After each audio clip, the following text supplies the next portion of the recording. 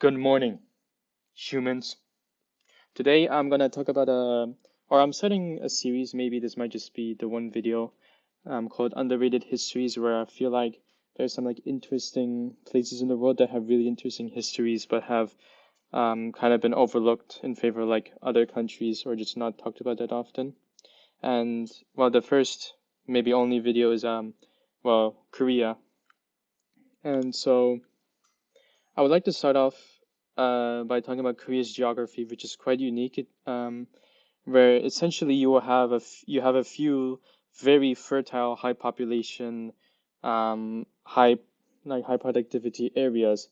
Specifically, these are the areas around like Pyongyang here, around Seoul, in the southwest and the southeastern area. These areas are all really fertile, are the reason why um, I believe like South Korea has like maybe the population of Saudi, or I'm not sure, but a very high population essentially. These are very fertile areas.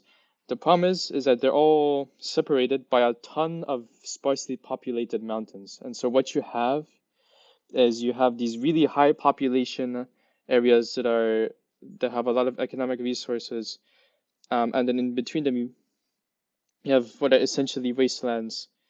And what ends up happening is that different governments arise in these areas and they fight with all their resources, but because it's mountains, the fighting gets brutal or costly.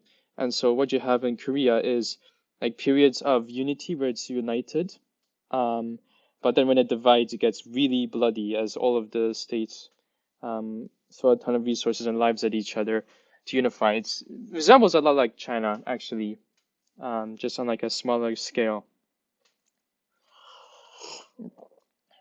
Um, but this is not the only interesting about Korea.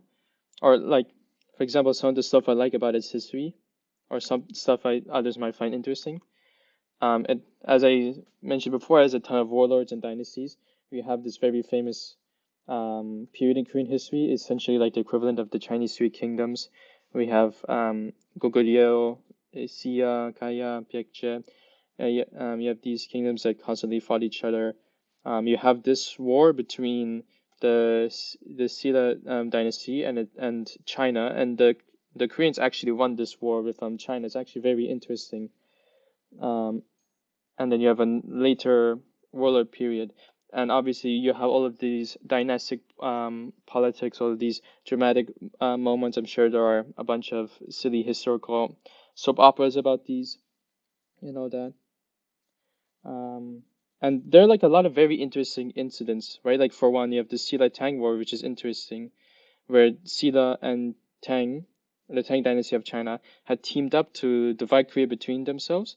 But the Silla dynasty actually absorbed the remnants of the dynasties they conquered and kind of launched this like great patriotic war against the Tang, which they won.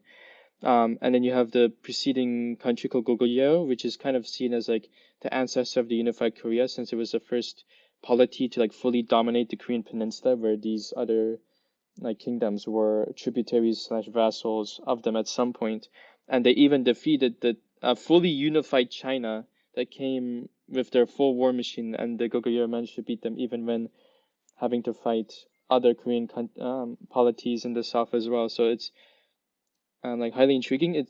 And the relationship between Korea and China, Manchuria, and Japan is very unique, because Korea is caught between these three regions, which all produced superpowers, right? You have, well, China, obviously, you have Japan with the later Japanese Empire and the invasions of Korea in 16th century, and you have Manchuria, from which came a lot of dynasties that conquered northern China, and also the final Chinese dynasty, the Qing dynasty, and all of these powers competed for influence in Korea. So the diplomatic history of Korea is also really unique and interesting. And like as I mentioned, fighting in Korea often got like brutal and extensive. So you see a lot of innovation in military tactics. These depictions are main. This depiction, I believe, is of the Korean Japanese war, and this is probably the greatest admiral of all time, Admiral Yi, who defeated the much more experienced Japanese sometimes in battles where he was outnumbered 4-1, and for his like crazy exploits, he was executed by the government because they feared his rise to power. Um, but yeah, and as I mentioned before, this tiny Goguryeo kingdoms managed to beat the Tang Dynasty through its own innovative tactics. So there's a lot of actually like interesting military tidbits on Korea. Korea also has its own unique art and culture. While it does borrow a lot of inspiration from China to add its own twist on it, it also has this very unique architecture of like its palaces and monasteries and stuff. It has a lot of Buddhist shrines, temples, monasteries. That also that I just like a lot. You have a lot all of this like nature. You have all of this art of the nature of the court, right? All of this court art, and Korea has its own unique artistic history.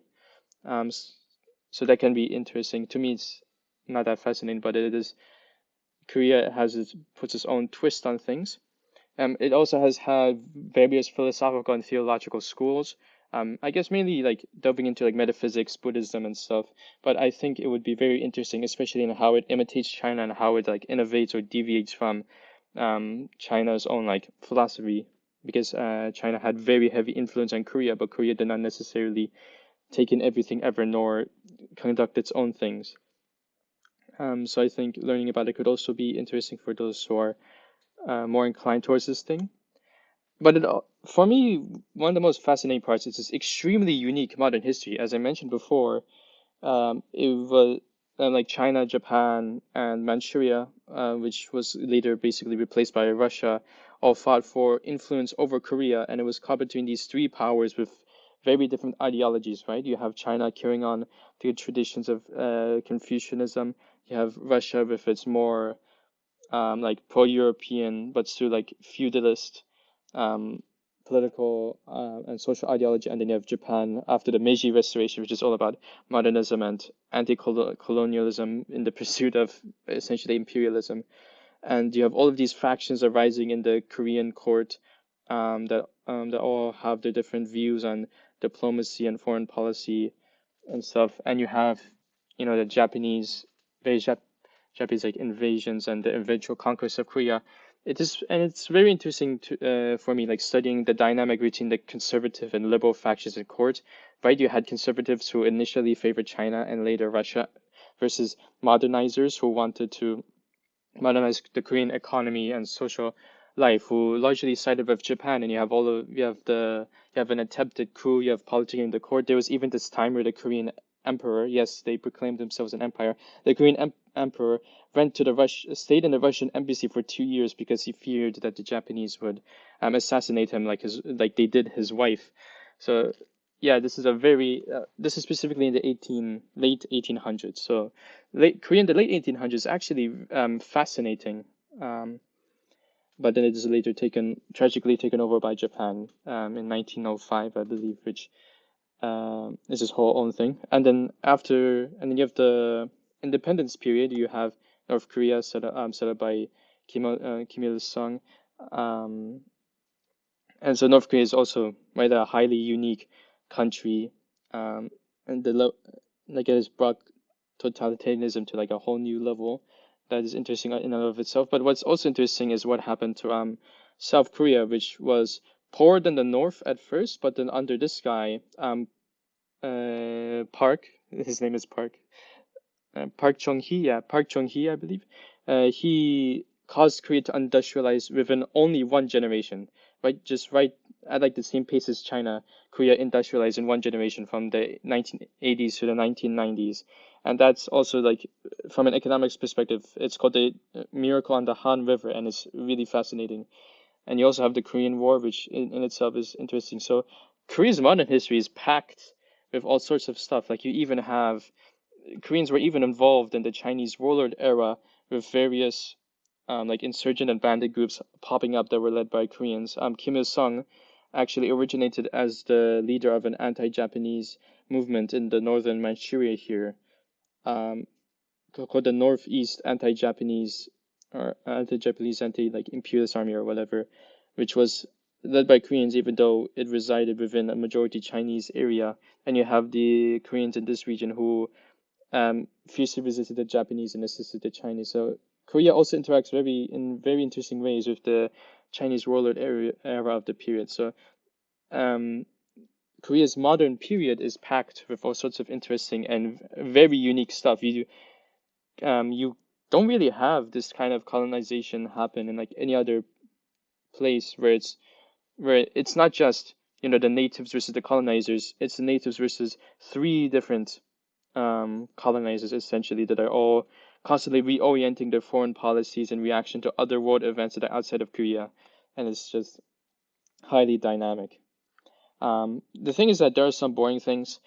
Korea, for the entirety of its history until the 1900s, was a very Confucian society where the politics is just dominated by aristocrats and scholars. And this social hierarchy doesn't really change. It was set in stone in, I believe, late antiquity, and you never hear anything about like merchants or the peasants or whatever. Um, and even the intelligentsia in comparison to places like China and Japan are kind of small. You don't really have all too many literary masterpieces coming out of Korea. And so Korean history is just the tale of a bunch of noble families. And you never even see people rising up from the common folk except for the righteous armies or the Buddhist sages or whatever. And Korea did not really output as much like cultural stuff as like other countries. China and Japan have like a much more like art per capita, I guess you could call it, than Korea. Korea's art and culture is mainly about the Buddhist like shrines or monasteries and the court palaces. Korea was, in comparison to its neighbors, was much poorer, and you don't really have investment in other pieces of architecture, like more secular or non-political architecture, um, and not even stuff like forts or walls as much. So if you're all about art, Korea might be kind of boring in that regard. And since I love social and economic history, the whole Confucian society thing also gets me bored. But th again, as I said, its modern history is still like extremely unique, and you have all of these other aspects that really differentiated on the entire world stage. So yeah, I hope you like at least think about like Korea like once in your life like now. And Squid Game!